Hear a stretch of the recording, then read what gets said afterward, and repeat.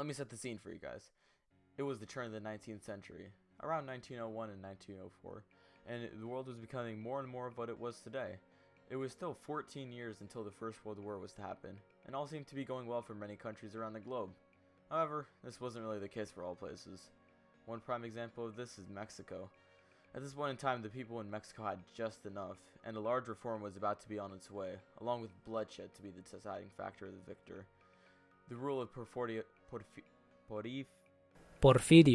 the residents of Mexico had just about enough with the rule of Porfirio Diaz, and his 30-year reign, called the Porfiriato, was about to come down crashing in front of his eyes. Before we can do this, we need to go back in time, and I mean way back to like Christopher Columbus times. Yeah.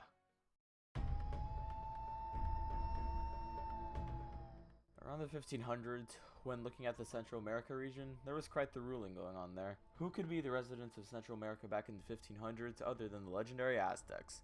Aztecs had been there for quite a while and were doing pretty fine for themselves, until the Fire Nation attacked. And by that, I just mean the Europeans. And themselves. It's complicated. But TLDR, the Aztecs fell, and there was a period of colonialism upon Central America. At this point in time, the majority of powerful citizens within Central America were Spanish-born citizens. These guys were given the title of Peninsulares. Fast forward quite some time, and we reached the Mexican War for Independence. This is quite the tale for another time, but to keep it brief, the story goes as follows. The Mexican inhabitants of Central America were not happy with the mighty ruling of the power of the Spanish, and thus fought for equality and subsequently pushed the Spanish rule out of Mexico. It's a bit oversimplified, but we know Mexico was independent of Europeans, but at a cost. You're gonna have to familiarize yourself with one man, Jose de la Cruz Porfirio Diaz Mori, or otherwise known as Porfirio Diaz. Porfirio Diaz, born in September 15th of 1830 within Oaxaca, and I'm not gonna even do that one. Oh my god. Diaz, born in September 15th of 1830, became just old enough around the 1870s region to be the ruler or president of Mexico. At this point in time, Mexico really did need someone to fix the country up though. Seriously, the country was in shambles. The government owed huge amounts of money to other countries while simultaneously having a treasury that was empty. It's kind of like having to pay your taxes, but you already spent all your money on Yeezys. What? Who wrote this? On top of that, they had a poor payment system, which meant people like bureaucrats were owed their wages for their work. No one was investing money in the country in any way, as it had a poor international rating. What's an international rating? Credit rating? I don't know. However, bit of Googling never hurt anyone. Okay. To put it simply, it helps define things such as the risk factor of investing in a country's debt based on their previous patterns economically. It's a bit confusing to put it simply, no one was ever thinking of helping Mexico financially now. On top of that, you had the few mines for resources being used haphazardly, along with the fact that said resources, mainly being ores, were being smelted like they were back in the Stone Age. However, our former Lord and Savior Diaz was here, and along with him came the 30-ish year span of rule known as the Porfiriato. Diaz started by putting strict measures against contraband moving across the border. Smugglers and bandits were found to be crossing from both sides, but Diaz wouldn't permit the US troops to look for them on Mexico's side. Seems like a weird move, but then he enlarged the Mexican border patrol to counter this odd choice. In 1877, Diaz honored the US citizens' claims against Mexico by giving them $4 million, which for the country at the time was quite significant. By the end of his term in 1880, Diaz left his office, but the Porfiriato wasn't over, as it was to be lived out through Manuel Gonzalez. He continued to modernize Mexico in many different ways. Telegraph lines were put into operation and railroad infrastructure was put in place to combat the poor transport, whether it was cargo or people. However, he did pull a different move to combat foreign debt, and that was to just stop paying government officials. This led to a hard campaign against President Gonzalez. During the time of Gonzalez, Diaz had gathered quite the following, which landed him presidency in 1884. He was brought back into popularity with the slogan of "Order and Progress." Diaz and a group of intellectual followers known as the Científicos created a plan for economic recovery, which was to be carried out for approximately 30 years. Fast forward to the turn of the 1900s, and Mexico seems to be in great shape, right? I mean, they finally seem to be at a place where they're financially safe, right? Well, in many cases, yeah. They had infrastructure for railroads, they had telegraph lines, communication was getting easier, transportation was getting easier. Their resource mining was becoming more efficient, and people were finally starting to get paid. However, there was a quiet storm building within the people.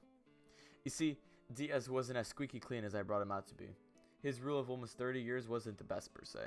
Diaz violated many of the rules and ideals of the Mexican Constitution of 1857, which was written decades before his rule, so you think he could follow that, but nope, not at all.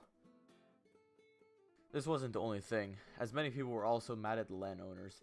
Many wealthy landowners still kept the ideas from the olden Spanish colonial rule, which don't allow people who worked on land to be paid directly through their work on said land. Diaz, in 1908, preparing for his presidential run in 1910, said he welcomed the democratization of Mexico when it came to politics for his 7th running. He, however, didn't have mixed feelings for the running after what he said. Suddenly, out of nowhere, Francisco Madero emerged out of nowhere and announced his candidacy. Madero was the leader of the anti-recreacionist. Oh my god, that word. You know what? They're just anti-recreationalist. When looking into it more, I couldn't find anything beyond Colorado River terrorism and people who apparently seek recreation, especially outdoors. Thanks, Webster. With Madero in the running, Diaz had him arrested and put in prison, and claims himself winner of the mock election in June. Madero, however, was only seeing blood at this point. In exile, Madero drafted the Plan de San Luis Potosí. This plan called for an uprising starting on November 20th, 1910 to restore the Constitution of 1857 and replace dictator Diaz with a provisional government. He wanted to establish a democratic republic and to abolish unlimited presidential terms. Released from prison, Madero put on his Plan de San Luis Potosí from San Antonio, Texas. The revolt ended up being a large failure, but the idea was enough for people to gain hope in a revolution. In the southern state of Morelos around 1909, Emiliano Zapata had started recruiting thousands of peasants to fight for land reform in support of El Plan de Ayala, which was approved by his supporters back in 1911. This plan was to help campesinos, which are landless peasants, by redistributing land back to said peasants from those pesky powerful landowners we talked about earlier. Let's return our attention to Diaz. Oh, wait, he resigned. Yeah, that's right. On May 25th, 1911, Porfirio Diaz resigned and left the country. Our exile from earlier Madero became president in the following elections in 1911. Madero's presidency was a failure from the very beginning, which was a shame, I guess. He was better at inspiring the minds of the people instead of leading said people. Zapata, who we talked about earlier, was upset at him for his failure to immediately restore the land from dispossessed Indians. Jose Clemente Orozco, a famous painter, was also dissatisfied with the slow pace of reform Madero was bringing. On top of that, the frickin' US government was against this man. Imagine being Madero at this point. He must have felt like he was on the wanted list. The US government resented him mainly for the fact that he could have been a catalyst in the Mexican Civil War that could have happened, which would have made American businesses within Mexico quite angry, I bet. Tensions at this point were through the roof when another faction of rebel forces led by Felix Diaz, who was Porfirio's nephew, clashed with federal troops at Mexico City under the command of Victoriano Huerta. This led to what is known as the 10 Tragic Days, which is a 10-day span from February 9th to February 19th of 1913. These days proved to be some of the most critical of the entire revolution, as there was mass bloodshed between many different factions with their different ideologies, which eventually led to the assassination of Madero. A notable day is the day after the supposed 10 Tragic Days, which was when a new man, Victoria Huerta, took the role of president. It's quite ironic in a way, as he was the man who killed Madero a day after he takes control of the country. Huerta didn't fare much better than our former president Madero. Huerta, after taking control, dissolved the Congress that was previously there. This was faced with heavy backlash. Nobody trusted this man to the point in which the US government sent Marines to Veracruz, Mexico, to support revolutionaries. Huerta, after losing key battles to the revolutionaries, resigned and left the country in the same year. Venustiano Carranza, who was a wealthy landowner, gathered revolutionary and military leaders to a conference to determine where to go from here. It seems like it took a bit too long to get this idea, but I digress. He, Zapata, and Francesco Villa.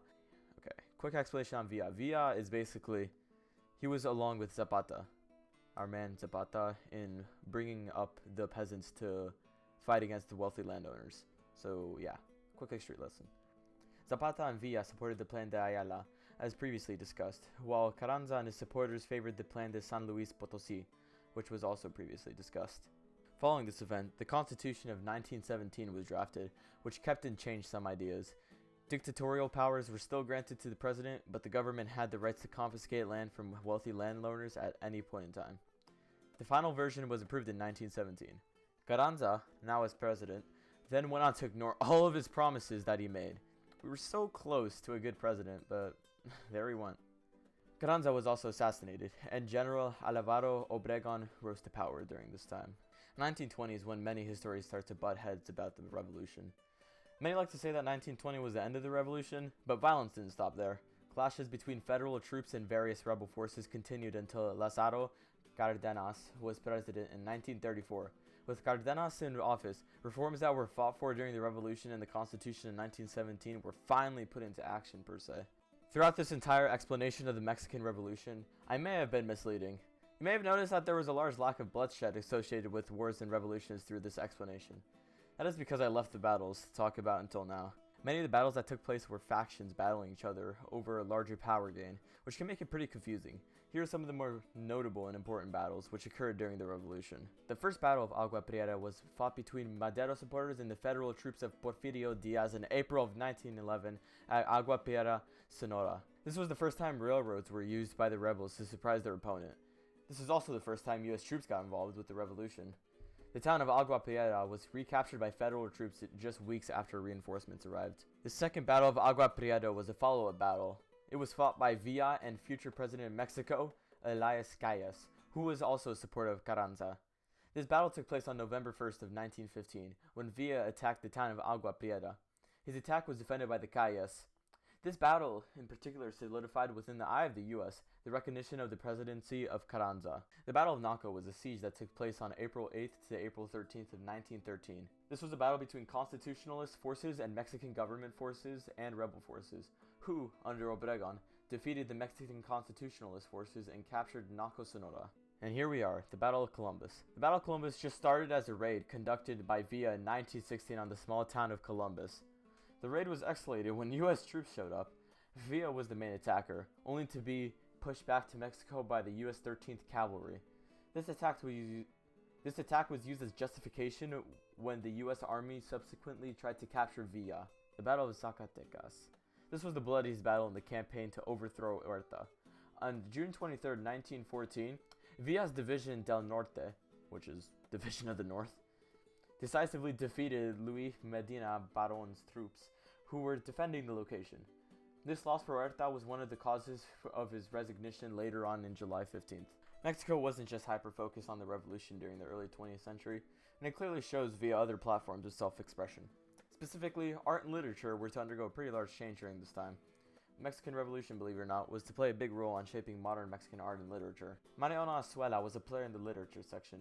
Born in 1873, he was old enough to have explicit memories of the Mexican Revolution. He was a field physician with the revolutionary troops of northern Mexico. His experiences, combined with the experiences of others, would be put into words, sometimes in very harsh manners. The novel Los de Abajo is one of the most well-known ones written by him. This title translates to The Underdogs. Azuela depicted the life of poor farmer Demetrio Macias. He flees his family to gather a group of people who fight in the Mexican Revolution. Born on the 23rd of November, Orozco specialized in political murals.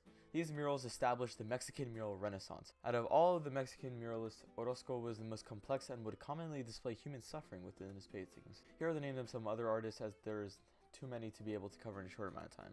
Jesus Helguera, Jeronimo Hernandez Maldonado, Frida Kahlo,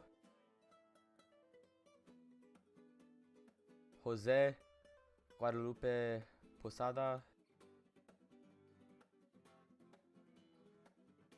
Diego Rivera.